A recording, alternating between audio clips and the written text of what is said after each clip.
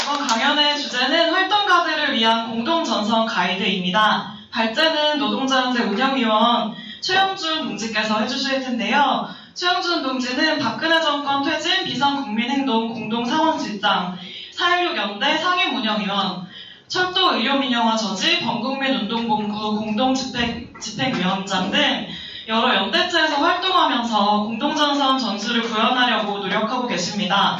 또 노동자연대 신문에 스스로 익히는 마르크스주의 기초개념, 공동전선은 무엇이고 왜 필요한가? 라는 글을 기고하기도 하셨습니다. 주제를 박수로 청해 듣도록 하겠습니다. 예, 반갑습니다. 전 10명 이하라고 예상을 했는데 10명은 넘었네요.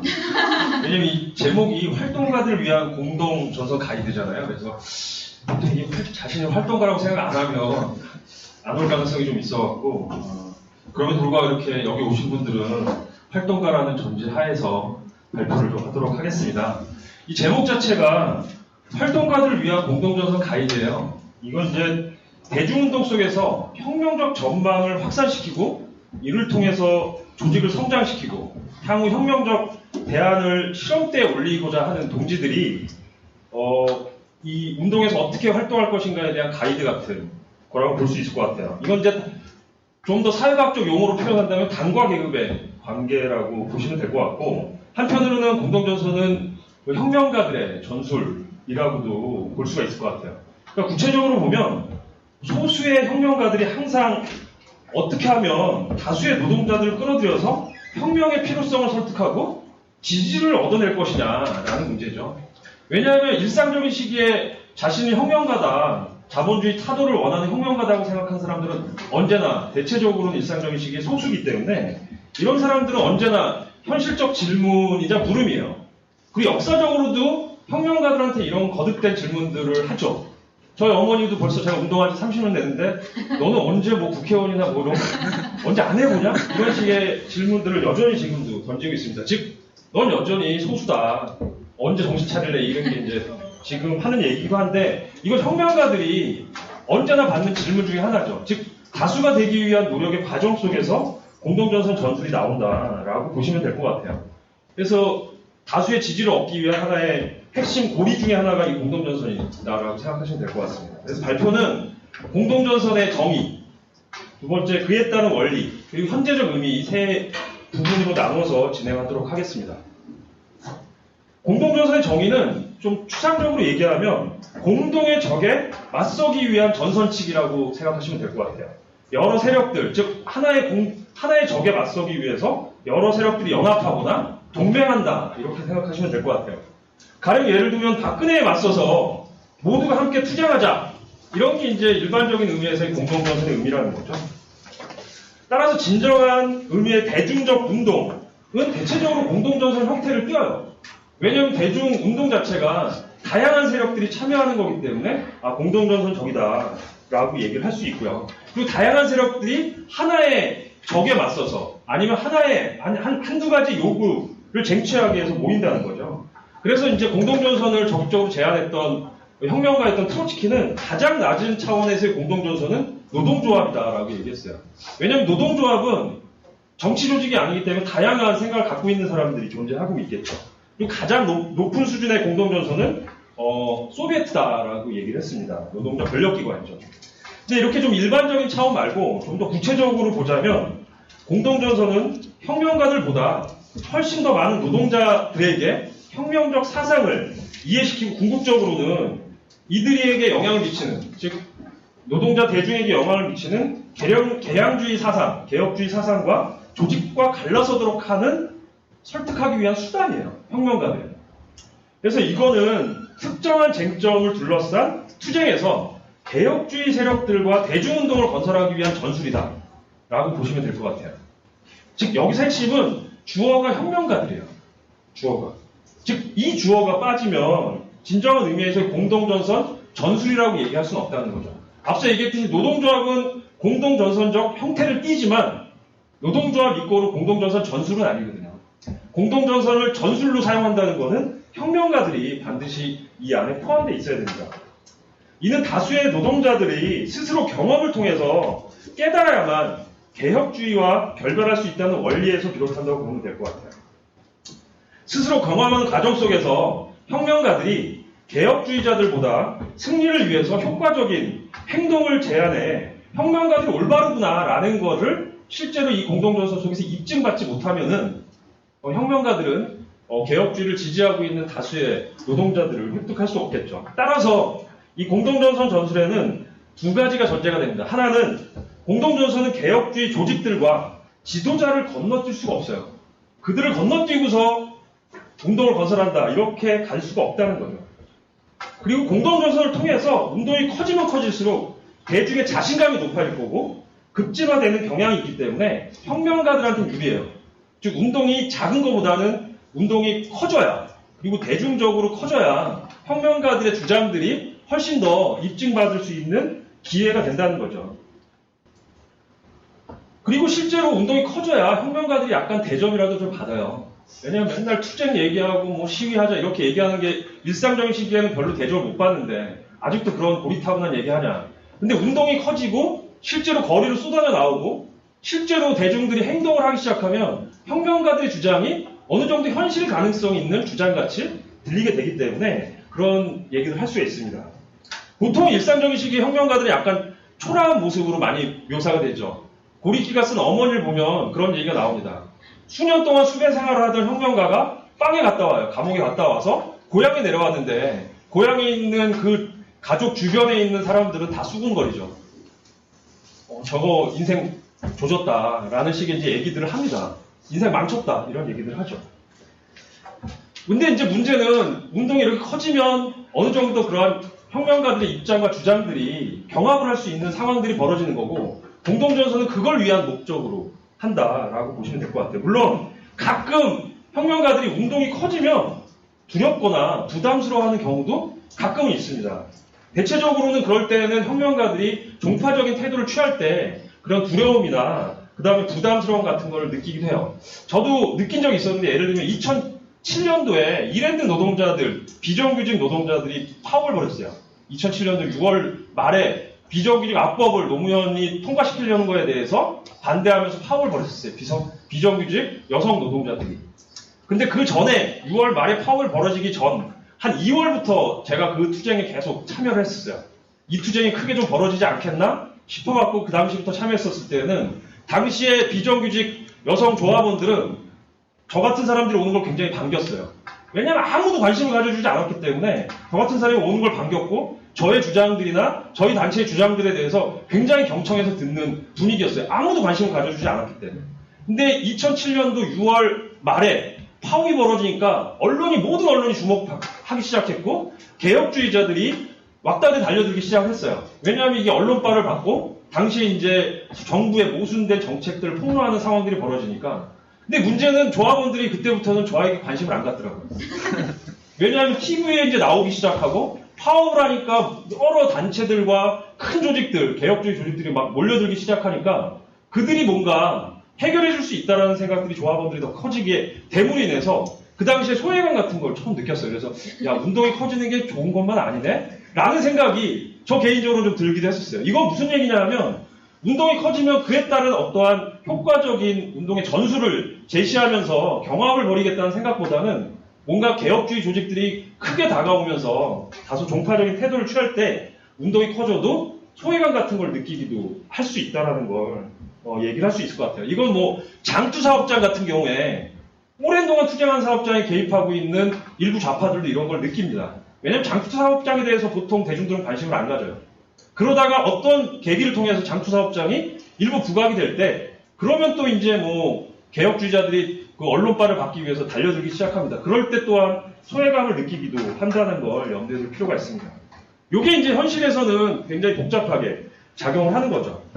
근데 어쨌든 공동전선이라고 하면 특정한 사례를 들면 이런 거예요. 철도 민영화 저지 범국민운동본부 이런 게 이제 공동전선의 한 형태라고 볼 수 있을 것 같아요. 왜냐하면 민영화 정책에 반대하는 혁명가들뿐만 아니라 소위 서로 다른 여러 개혁주의 조직들도 이 철도 민영화 반대 저지 범국민운동본부에 같이 참여를 하죠. 이 과정 속에서 철도 노조뿐만 아니라 여러 노동조합들에 있는 활동가들도 참여하게 되고 그 소속돼 있는 조합원들도 이 민영화 반대 투쟁에 함께하게 됩니다. 그리고 이 운동을 지지하는 청년들도 끌어들이는 방식이 됐어요. 이럴 때는 단지 혁명가뿐만 아니라 개혁주의 조직들과 여러 노동조합까지 포함되어 있는 연대체가 구성이 된다는 거죠. 이런 게 이제 공동조선의 대표적인 형태들이에요. 퇴진행동 같은 경우도 마찬가지죠. 퇴진행동에는 박근혜를 탄핵 또는 퇴진시키겠다는 목표로 노동자연대 같은 극좌파들, 혁명가들 뿐만 아니라 NGO와 같은 개혁주의자들까지도 다 포함하는 방식으로 표현된 게 이게 공동전선의 형태라고 보시면 될 것 같아요. 이 형태는 뭐냐? 대중운동을 건설하겠다는 게 목표예요. 그러면 공동전선의 두 번째 특징, 아까 첫 번째는 주어가 혁명가들이 쓰는 전술이라고 얘기했는데 두 번째 특징은 이론적 통합이 아니라 실제로 특정 쟁점을 둘러싸고 운동을 건설한다는 게 공동전선의 목표라는 거죠. 철도 민영화, 저지를 위해서 모인 연대체, 즉 거기에는 다양한 세력들이 포함되어 있고 혁명가들부터 시작해서 노동조합 활동가들, 개혁주의자들까지 포함되는 거라고 보면 될 것 같아요. 그러면 공동전선의 정의는 이 정도로 얘기를 할 수 있을 것 같아요. 즉 혁명가들이 쓰는 전술이다. 두 번째, 대중적인 운동을 건설한다. 특정한 쟁점을 갖고서. 이 두 가지입니다. 별로 어렵지 않다는 거죠. 이 원리 자체는 어렵지 않습니다. 문제는 이제 이를 적용하는 게 좀 어려워요. 제가 처음 운동에 참여하면서 선배들한테 그걸 물어봤어요. 자본주의가 문제인데 어떻게 하면 됩니까? 라고 물어봤더니 타도하면 되지. 쉽더라고요. 그래서 열심히 합격했는데 막상 지난 한 30년을 되돌이켜보면 아직까지 자본주의 타도는 되지 않았고 여러 복잡한 상황들이 있듯이 원리는 단순합니다. 자본주의가 문제면 자본주의를 타도하고 사회주의로 가면 돼요. 근데 그 가는 과정에서 여러 문제가 발생하듯이 공동전선도 어렵진 않습니다. 지금 얘기한 거에 비추어본다면. 근데 문제는 이를 적용하는 과정에서 여러 문제가 발생할 수 있다는 거죠. 우선 이 전술의 맥락과 원리들을 좀 더 파악할 필요가 있다고 생각합니다. 일단 공동전선은 원리상 방어적이고 그리고 단결의 절실함이 출발점이에요. 공동전선 전술을 처음 사용하기 시작한 명칭으로도 그렇고 문헌에서도 처음 사용한 거는 1921년, 22년에 코민테른 3, 4차 대회에서 레닌과 트로츠키가 제출한 전술이에요. 코민테른이 뭔지 몰라도 상관없습니다. 어쨌든 그 시기에 1920년대 초반에 제기했던 전술이고 1930년대 파시즘, 즉 히틀러 같은 파시즘에 맞서기 위한 전술로서 제기된 거예요. 아시는 분들은 아시겠지만 1917년도에 러시아에서 혁명이 일어났습니다. 사회주의 혁명이 일어났고 그 여파로 서유럽이 들끓기 시작했어요.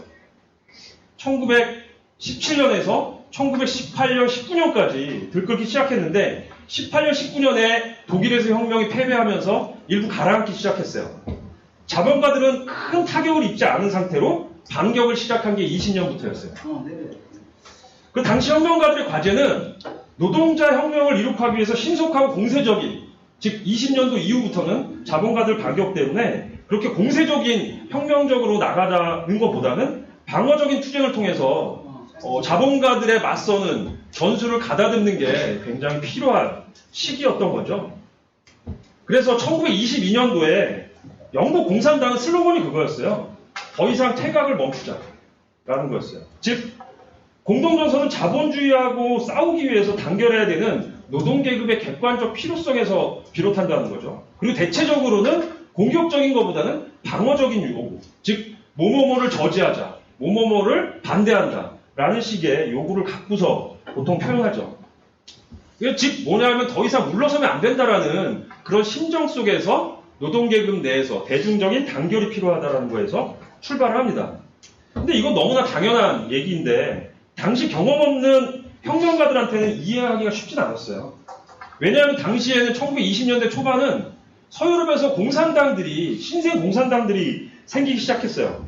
이 신생 공산당들은 기존에 있는 개혁주의 세력들과 2년 전에 막 결별을 했어요. 결별을 하면서 이 개혁주의 세력들에 대해서 혁명의 배신자들이다 라고 얘기하면서 그들하고 결별을 했기 때문에 공동전선은 아까 얘기했듯이 개혁주의자들하고 동맹하는 전술인데 작년까지 개혁주의자들에 대해서 그 같은 조직에 있다가 떨어져 나와갖고 저 혁명의 배신자들이라고 얘기했는데 1년도 안 돼갖고 저들하고 같이 연합해서 적을 물리쳐야 된다라는 얘기가 쉽게 받아들이지 않았다는 거죠. 사람들한테. 특히 자신의 동료들이 개혁주의자들한테 죽음을 당하기까지도 했었어요. 예를 들면 로자 룩셈부르크 같은 경우는 개혁주의 정부 하에서 실제로 개머리판을 맞고서 죽기까지 했었으니까 당시에 젊은 공산주의자들한테 이 개혁주의자들하고 동맹을 하라는 건 쉽게 받아들여지기는 어려웠었던 거죠. 그래서 이게 당시에 그러한 경향들이 있었던 거예요. 초자파적인 경향들이 있어서 개혁주의자들하고는 더 이상 동맹이나 아니면 연합을 할 수는 없다라는 식의 태도들이 있었죠. 이제 초자파적인 태도인데 당시에 그래서 레닌은 소위 이제 좌익 공산주의 유치증이라는 책을 내면서까지 이 초자파주의에 대해서 논쟁을 하면서 했었죠. 젊은 공산주의자들은 격렬한 계급투쟁과 혁명적 상황을 1, 2년 전에 봐왔기 때문에 개혁주의자들하고 뭔가 연합하는 거에 대해서는 쉽게 받아들이지는 않았었어요. 앞서 얘기했듯이 공동전선은 변화된 정세 속에서 방어적 요구를 둘러싸고 노동계급의 단결을 도모하는 전술이에요. 그리고 개혁주의자들도 혁명가들과 공동행동을 하려면 개혁주의자들 입장에서도 소위 말해서 빨갱이들하고 뭔가 연합을 하려면 압력이 있어야 돼, 기층에. 즉 무슨 말이냐면 우파의 공격이나 아니면 정부의 공격이 강력해지고 있는 상황. 그래서 개혁주의자들 자신들도 굉장히 위태롭게 느끼고 있는 상황. 그리고 개혁주의자들을 지지하는 노동자 대중도 뭔가 맞서 싸워야 된다라고 하는 그런 객관적인 조건이 형성됐을 때 혁명가들하고 같이 행동을 한다는 거죠. 가령 예를 들면 러시아 혁명에서 7월 말 8월에 소위 꼬르노프 반동 쿠데타가 막 군부에서 혁명에 맞서기 위해서 쿠데타가 일어나기 위한 상황들이 벌어졌어요. 당시의 집권 세력은 입헌민주당이라고 해서 부르주아 정당, 현대적 의미에서는 부르주아 정당인데 거기를 무너뜨리고 군부가 집권하려고 하는 거에 대해서 당시에 이 입헌민주당 하에서 트로츠키 같은 경우는 빵에 있었고 그리고 레닌은 독일의 첩자라고 얘기하면서 숨어있는 상황이었음에도 불구하고 실제로 볼셰비키는 이 군부 쿠데타에 맞서서 현 정부를 방어해야 된다라고까지도 할 정도였던 거죠. 이럴 때만이 실제로 공동전선 전술을 사용할 수 있다라는 거죠. 그리고 뭐 아까 얘기했던 민영화 반대하는 그런 것들도 마찬가지고 광우병 아까 2008년도 촛불 얘기했었는데 광우병 수입소 반대 물론 이제 이거 말고도 다른 여러 가지가 있겠지만 이거 한미 FTA 저지 그러니까 반대, 저지, 정부의 뭔가의 공격에 대해서 맞서는 방식 이럴 때 보통 공동전선이 효과적으로 건설이 됩니다. 물론 이제 혁명가들이 대다수 노동계급의 지지를 받고 있다면 개혁주의자들의 영향력을 무력화한다면 공동전선을 쓸 이유는 없어요. 즉 공산당이나 혁명적 좌파가 대중적 지지를 받고 있으면 굳이 개혁주의자들하고 같이 할 이유는 없겠죠. 한편으로는 1930년대 히틀러를 비롯한 파시즘에 맞서서도 공동전선은 마찬가지 원리가 적용된 거죠. 대중들은 파시즘의 위협을 느끼고 있었기 때문에 더는 후퇴하면 안 된다는 위기감 속에서 공산당과 개혁주의 정당이었던 당시의 3인당의 동맹, 즉 노동계급에 단결해서 파시즘에 맞서자라는 그런 공동전선의 원리가 적용이 된 거죠. 근데 이제 문제는 독일에서 3인당과 공산당은 반파시즘 공동전선을 구축하지 못했어요. 만약에 구축했다면 아마 파시즘, 히틀러가 집권하는 걸 막을 수 있었겠죠. 불행하게도 독일 공산당은 당시에 3인당을 사회 파시스트라고 규정을 했었어요. 파시스트랑 똑같아, 3인당은. 그리고 3인주의는 파시즘의 온건 분파로 치부한 거라고 볼 수 있죠. 지금으로 친다면 정의당 정도의 수준인 건데 정의당 같은 데를 소위 말해서 파시스트라고 얘기하는 것과 똑같은 상황으로 공산당이 이 개혁주의 정당인 3인당을 생각하고 있었기 때문에 소위 말해서 이들과 뭔가 동맹해서 파시즘에 맞선다라는 것은 이 공산당한테는 상상을 할 수가 없었던 거죠. 이 공산당은 이런 초자파적인 전술을 사용하고 있었던 거예요. 그래서 트로츠키는 공동전선을 구사할 때 최후 통첩주의나 초강경 비탈주의를 경계했어요. 트로츠키는 노동계급과 피어가 대중의 단결을 위해서 개혁주의자들과 동맹, 공동 행동을 기반으로 한 전술을 구사하지 못한다면은 혁명 조직이 아니라 일개의 선전 종파일 뿐이다 라고 얘기했었죠. 여기서 공동전선의 핵심은 방어적이고 그리고 단결의 절실함이 강할수록 공동전선은 가능해진다라는 거고요. 그리고 소위 개혁주의자들과 함께하지 않는 것은 공동전선이 아니다라는 거를 염두를 해둘 필요가 있을 것 같습니다. 두 번째 공동전선의 원리는 정치적 독립성을 유지해야 된다라는 걸 얘기를 하고 싶습니다. 혁명가들이 단결을 추구하기 시작하면 하나의 명백한 위험이 하나가 있어요. 단결을 추구하게 된다면 그것은 노동자로 하여금 옛 지도자들과 단절을 시키고 혁명가 쪽으로 끌어들여야 되는데 옛 지도자들과 단절시키는데 이바지하기보다는 옛 지도자들의 환상을 조장하는 방식으로도 될 수 있어요. 그렇게 되면 노동운동에 재앙을 가져올 수 있죠. 왜냐하면 단결만 얘기하면 자 개혁주의자들과 우리가 단결해서 싸워야 됩니다만 얘기하게 된다면 소위 개혁주의자들의 문제점을 얘기하지 않게 되는 거거든요. 그래서 혁명가들의 공동전선을 통해서 건설하면서도 혁명가들의 주장이 개혁주의자들의 주장보다 훨씬 더 실천적에서는 효과적이라는 것들을 알려야 됩니다. 즉 그러려면 혁명가들의 정치적 독립성이 없으면 결국은 죽 서서 개 주는 꼴이 될 수밖에 없다는 거죠. 보통 정치적 독립성을 유지하지 못하면 기회주의로 빠질 수밖에 없습니다. 그렇다면 기회주의의 위험성을 피하기 위해서 혁명가들, 활동가들은 어떻게 해야 되느냐. 트로츠키는 혁명가들이 정치적 독립성 유지가 관건인데 이를 위해서는 언제든지 비판의 자유와 자신들이 낼 수 있는 단행문을 만들어서 선전할 수 있는 자유가 있어야 되고 필요하면 공동행동을 하면서도 필요하면 독자적으로 행동할 자유를 갖고 있어야 된다라고 얘기를 합니다. 그래서 공동전선을 효과적으로 수행하려면 먼저 굳건한 혁명 조직이 필요해요. 노동자연대가 퇴주운동 기간에도 개혁주의자들과 함께하면서도 그 안에서 논쟁하는 것뿐만 아니라 노동자연대가 발행하는 노동자연대 신문을 통해서 내부에서 벌어졌던 논쟁 그리고 주요한 쟁점들 그리고 우리가 제안하려고 했던 행동 제안들 이런 것들을 공개적으로 제안하는 방식을 취했어요. 즉 안에서만 얘기하는 게 아니라 즉 시민들 그리고 노동 대중들이 참여하는 그런 공간에서도 우리의 입장들을 밝히는 상황들이 된다는 거죠. 즉 공동전선의 두 번째 목표는 즉 정치적 독립성을 유지하고 자신의 독립적인 주장을 할 수 있어야 돼요. 무엇보다 효과적인 단결은 서로의 차이점을 분명히 밝히는 게 효과적인 단결에 도움이 된다는 걸 강조를 하고 싶습니다. 그래야 대중 속에서 입증받고 운동이 전진시킬 수가 있어요. 안 그러면 소위 뒷담화 정치라고 얘기하죠.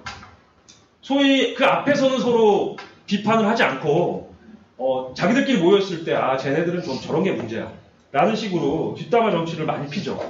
그리고 연대체 가보면은 그런 경우가 많이 있습니다. 형동생하는 경우가 많이 있어요.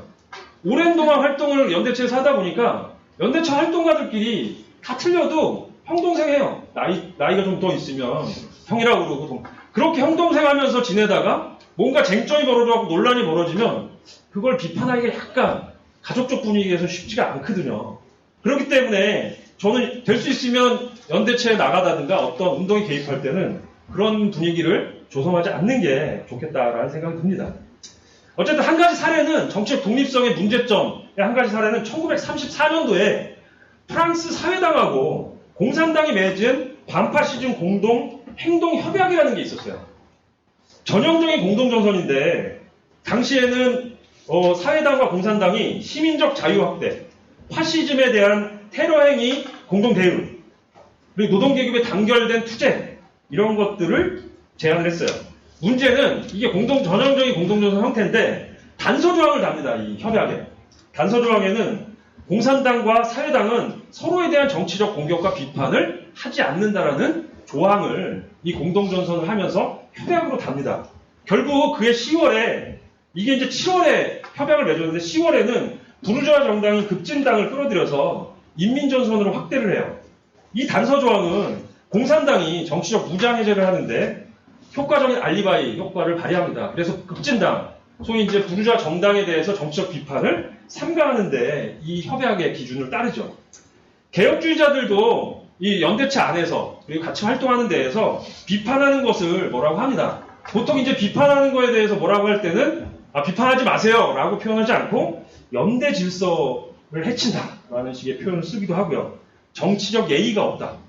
라는 얘기들도 합니다. 묘사를 하죠. 그래서 우리가 정치적 비판을 하면 굉장히 불쾌해하고 그런 걸 싫어하기도 합니다. 하지만 트로츠키는 우리가 비판하고 선동할 수 있는 자유를 제약하는 어떠한 조직적 협약도 절대 맺어서는 안 된다고 얘기를 합니다. 무엇보다 단결을 위해서 차이를 숨기게 되면 실질적으로 이득을 보는 거는 혁명가들이 아니라 개혁주의자들이라는 거죠. 상층에서의 논의에서 찻잔 속의 태풍처럼 알려지지 않은 쟁점들은 대중이 보기에는 모두 한 무리의 집단같이 보이기 때문에 사실상은 개혁주의자들의 그러한 지지로 이어질 가능성이 있고 혁명가들이 무슨 주장을 했는지 어떤 제안을 했는지 알 수가 없다는 거죠.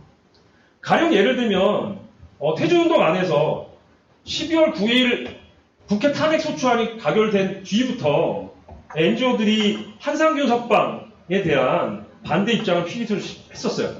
왜냐하면 노동계급이나 노동자 요구들이 더 부각되면 안 된다는 식으로 얘기를 했었고 그 다음에 그 뒤에도 여러 야당과의 공조를 위한 여러 논란들과 논쟁들이 있었다는 거죠. 당시에 그러니까 우리가 퇴진행동 내에서 논쟁뿐만 아니라 그거를 대중적으로 알리고 그 논쟁을 집단적으로 토론할 수 있게 하지 않았다면은 실제로 이 운동이 어떻게 갔을지 그리고 개혁주의자들의 입장대로 계속 갈 수밖에 없는 상황들이 벌어질 거고 실제 이런 논쟁들이 외부적으로 알려지면서 개혁주의자들도 압력을 받았다는 거죠. 따라서 정치적 독립성은 굉장히 중요합니다. 근데 한 가지 조심해야 될 거는 정치적 독립성이 혁명적 강령 그리고 선전을 늘어놓는 방식으로 생각하시면 안 돼요. 공동전선의 전제는 특정한 요구와 행동을 둘러싼 단결이에요. 따라서 정치적 독립성은 우리가 우리 자신을 어떻게 차별화할 것인가를 고민하는 것보다는 이 운동이 어떻게 폭넓게 연대를 하고 그리고 이 운동이 어떻게 하면 우리의 요구를 쟁취할 것인지에 대한 전술적 입장들을 제안하고 그걸 통해 갖고 정치적 독립성을 유지하는 것이 내가 혁명가입니다. 자본주의 타도돼야 됩니다. 라는 식의 주장을 통해서 차별성을 긋는 건 아니라는 거죠. 그게 굉장히 중요한 측면을 갖고 있습니다. 그리고 공동전선의 세 번째 원리는 비슷한 세력 그리고 영향력을 갖춰야 된다 혁명가들이. 즉 개혁주의자들과 혁명가들이 세력이 어느 정도 좀 비슷해야 이 공동전선의 의미가 효과적으로 발휘될 수 있어요. 공동전선은 비슷한 규모의 조직이 참여해야 되는데 그렇다고 해서 작은 조직과 큰 조직 사이의 동맹은 필요 없는가? 그런 건 아니죠. 근데 핵심은 최소한 어떤 결과를 낼 수 있는 실질적인 세력이 공동전선 안에 포함이 돼야 돼요.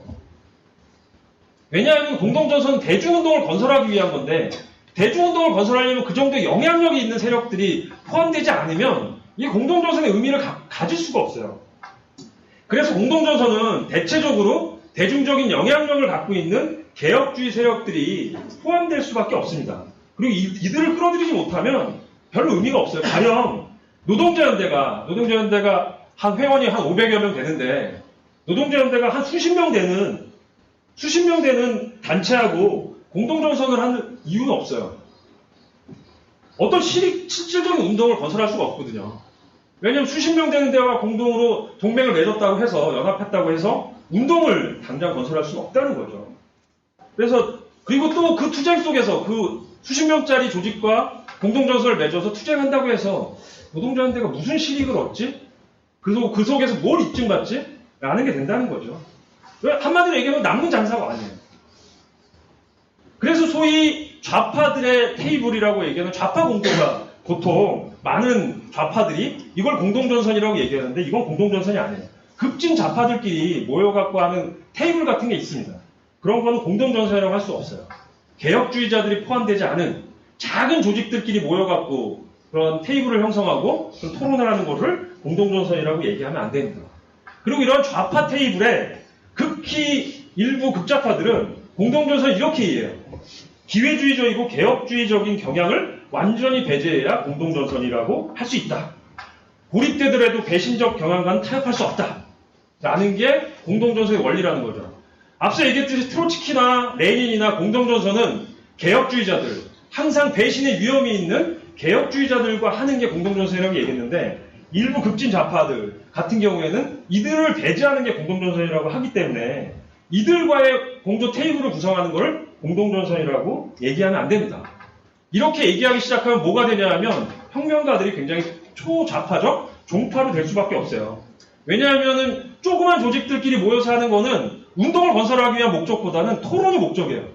토론이 목적이 되다 보면 누가 더 센 주장을 하느냐, 누가 더 과격한 주장을 하느냐가 자신들의 변별점을 찾게 되는 겁니다.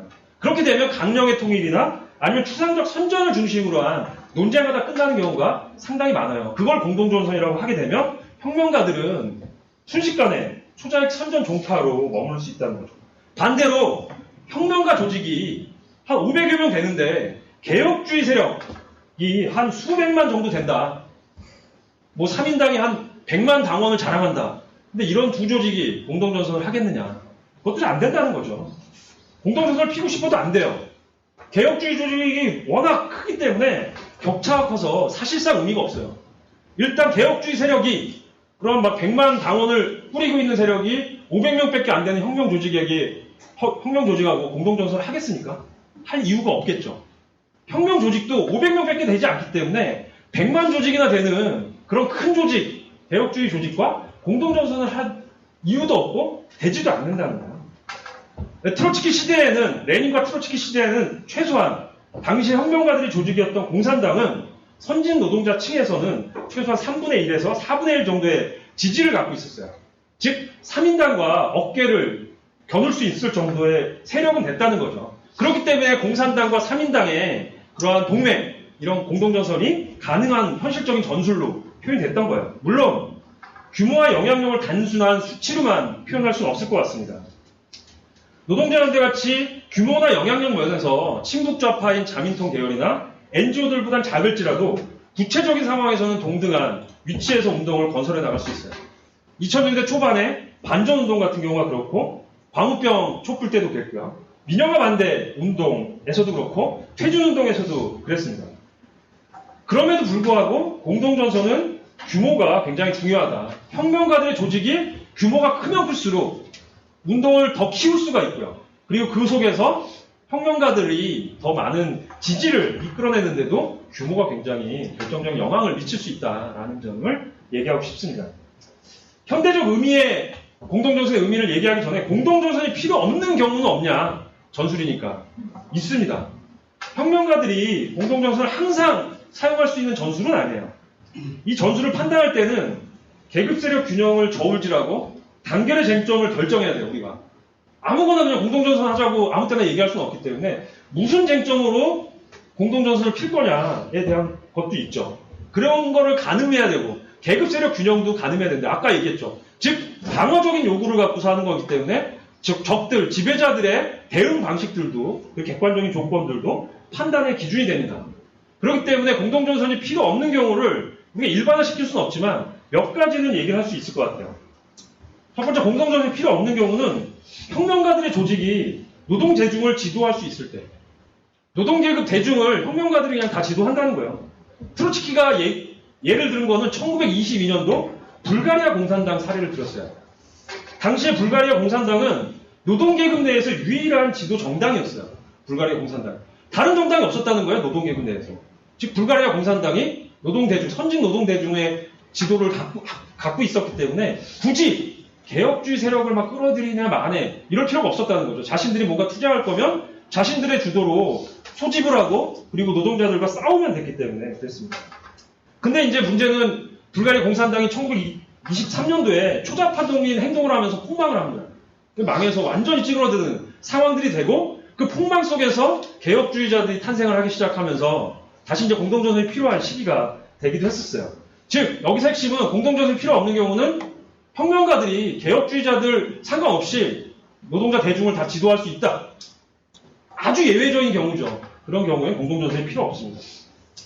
다른 하나는 혁명적 시기에 무장봉기를 할 때는 개혁주의자들과 공동전선을 할 필요가 없어요. 하면 안 돼요. 그리고.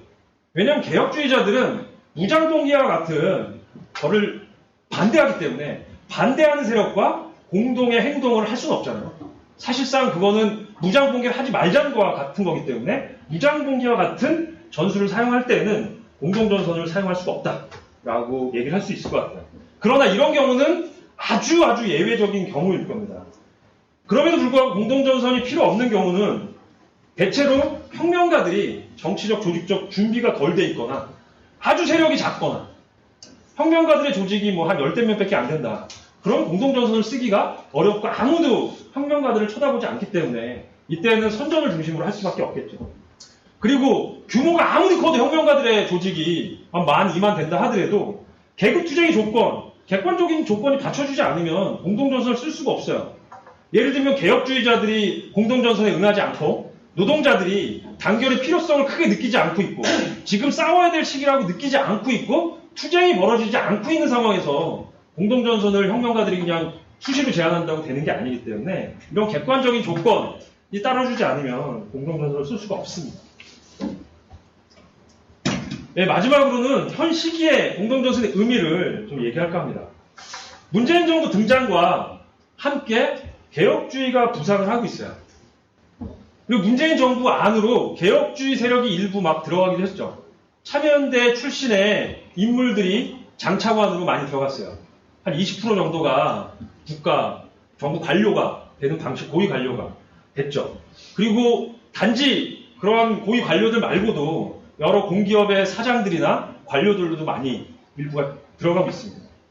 한편으로는 개혁주의 세력들이 문재인 정부에 대한 기대를 갖고 있고 한편으로는 자신들이 문재인 정부를 견제해야 된다라고 얘기하면서 움직이고 있는 상황이라는 거죠. 이건 박근혜 정부랑은 완전히 다른 조건에 있어요. 박근혜 정부는 보통은 이 개혁주의 세력들을 배제하는 방식이었는데 문재인 정부는 일부 끌어들이고 일부는 견제하는 이런 방식을 추구하고 있고 개혁주의 세력도 마찬가지라는 거죠. 일부는 지지하면서 들어가 있고 일부는 또 견제해야 된다라는 생각을 갖고 있습니다. 지난해 트럼프 방한 반대운동에서의 개혁주의 세력들이 보여줬던 거는 평화운동의 전진을 가로막는 장애물 같은 역할을 트럼프 방한 반대운동 때는 했었어요. 왜냐하면 노 트럼프 기조를 갖고자 했던 당시의 진보운동 세력에 대해서 개혁주의 세력들은 비판을 했었죠. 여기 문재인 정부에게 압박을 주는 거다라는 얘기를 했었어요. 그리고 심지어는 평창올림픽 때 소위 친북 좌파들이 이 한반도기 흔드는 것도 흔들지 말라고 얘기했어요. 왜냐하면 한반도기를 흔들면 우파들을 자극하고 홍준표 같은 애들을 자극하기 때문에 문재인 정부에 어려움을 준다. 그렇기 때문에 제발 한반도기를 흔들지 마라. 라는 것까지도 얘기할 정도였다는 거죠. 최근에 이제 북미 남북 정상회담을 계기로 해서 문재인 정부에 대한 기대감이 높아졌고 문재인 정부의 성공이 개혁주의 NGO들은 자신들의 성공인 것 같이 얘기를 하고 있어요.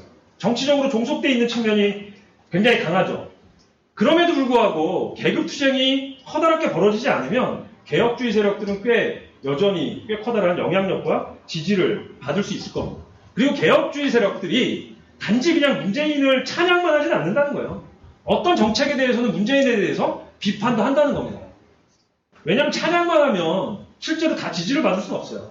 어떤 정책은 비판도 하는 거죠. 예를 들면 뭐 최저임금 관련된 문재인의 계약 같은 데는 NGO들도 반대를 하고 비판을 합니다. 그리고 온건한 교수들도 최근에는 문재인이 지금 뭔가 문제가 있다라고 얘기할 정도로 그런 비판들도 부분적으로 한다는 거죠.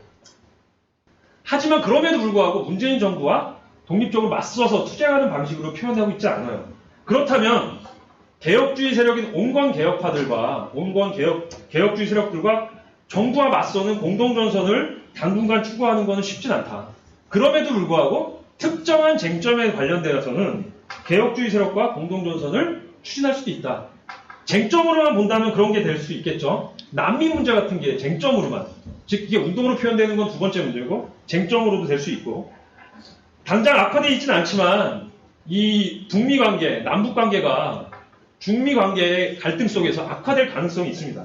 그랬을 때는 평화운동에서도 개혁주의 세력과 어떠한 공동의 행동을 할 수도 있고요.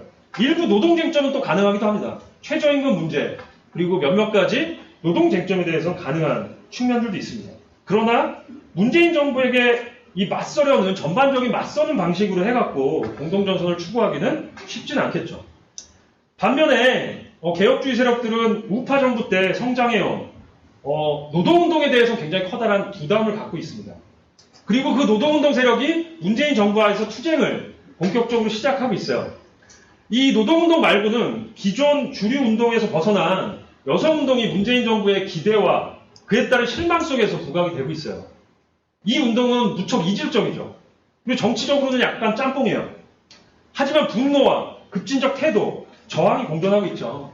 해화역 그 몰카 반대 집회 같은 경우가 5, 6만 정도의 여성들이 모였었는데 이런 게 이제 대표적인 사례 중에 하나입니다. 이게 주류 여성운동에 대한 거부감과 이게 이제 기성 운동권에 대한 배제로 표현되고 있는데 이런 걸로 표현되고 있어요. 이게 이제 퇴진 촛불의 여파이기도 하지만 한편으로는 이 집회에 갔다 온 동지들의 얘기를 들어보면은 2008년 촛불을 연상하기도 한다. 굉장히 커다란 자발성, 급진성, 그리고 기존 조직들에 대한 거부감 같이 표현되면서도 굉장히 분노가 표출되고 있다는 거죠. 즉 쟁점상으로는 이 문재인 정부에서 쟁점상으로는 노동과 이 여성 관련된 쟁점들을 둘러싼 공동 행동과 공동 전술은 가능하다는 얘기예요. 문제는 이제 구체적인 객관적 조건을 이제 좀 따져봐야 될 것 같긴 한데 따라서 혁명가들은 이를 염두에 두고 이 쟁점들에 깊숙하게 개입하기 위한 노력을 해야 된다고 생각합니다. 앞서 이야기했듯이 공동전선의 전제 조건은 주어가 혁명가들이에요. 이 혁명가 조직이에요. 그리고 혁명가 조직은 이 쟁점들을 잘 알고 이쪽에 영향력을 구축하기 위한 노력들을 해야 됩니다. 노조 투쟁에서도 혁명가들이 있느냐 없느냐에 따라서 그 투쟁의 커다란 정치적 영향력을 좌지우지합니다. 노동조합 같은데 혁명가가 한 명이라도 있으면 그 투쟁에 발언을 하고 문제 제기를 해서 다수의 조합원들 사이에서 영향력을 어떤 상황에서 미칠 수가 있듯이 있느냐 없느냐는 굉장히 중요하죠. 그렇기 때문에 지금 당장 중요한 거는 첫 번째로는 이데올로기적인 명료함이 우리한테는 있어야 돼요. 활동가들 사이에서는 앞서 얘기했듯이 노동 쟁점에 대해서 그리고 여성 쟁점에 대해서 두 번째로는 정치적 응집력이 있어야 됩니다. 개인으로 아무리 뛰어나고 잘나도 이 문제를 운동으로 건설할 수는 없다는 거예요. 즉 조직으로 정치적인 응집력을 갖고 뭉쳐 있어야 돼요. 그리고 세 번째로는 독자적으로 운동에 개입할 수 있는 능력 그런 걸 키워야 된다고 생각합니다. 이것이 전제되지 않으면 공동전선의 시기가 와도 제대로 대응하지 못하게 됩니다. 그래서 현 시기에는 개혁주의자들이 반우파투쟁, 홍준표와 같은 자유한국당과 같은 그런 우파에 맞서서 각계각층이 모이자라는 민중주의가 부각되고 있는데 실제로 노동계급의 요구와 주장들이 부각될 수 있도록 그리고 이러한 주류 여성운동에 반대하면서 한편으로는 그걸 비판하면서 표현되고 있는 운동에 우리가 함께하면서 효과적으로 논쟁을 피는 게 꽤 중요하다고 생각합니다.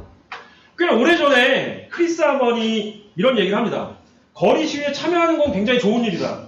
근데 거리 시위를 통해서 전술을 교육받고 훈련받을 수 있는 그렇게 하기는 쉽진 않다. 거리 행동만으로. 즉 현실에서 치열한 전투에 직접 뛰어들고 경험하고 거기서 단련되지 않으면 안 된다라는 거고 이건 거리 운동뿐만 아니라 현장, 즉 노동조합이 있는 현장 그리고 대학 캠퍼스 이런 데서 실제로 투쟁을 이끌어보고 다른 개혁주의 사상을 갖고 있는 사람들과 함께 해보고 이런 과정들 속에서 훈련을 받아야 된다라고 얘기하고 이런 공간에서 혁명가들이 더 많이 존재해야 된다. 그래서 혁명가들이 조직노동운동에서 기층에 뿌리를 내리고 조만간 문재인 정부에 맞서서 본격적인 투쟁이 벌어질 시기에 진정한 의미에서의 공동전선을 제기하고 그 안에서 개혁주의 정치 세력의 영향력을 차단할 수 있는 게 무엇보다 필요하다라는 생각이 듭니다. 공동전선은 앞으로 몇 년 안에 굉장히 중요한 전술로 부각이 될 가능성이 있고 노동자들의 반격이 시작됐기 때문에 문재인 정부에 대한 그 기대가 실제로 실망으로 표현되고 이게 투쟁으로 표현되는 시기에는 더더욱 혁명가들의 공동전선 전술이 굉장히 중요한 시기가 올 거라고 생각합니다.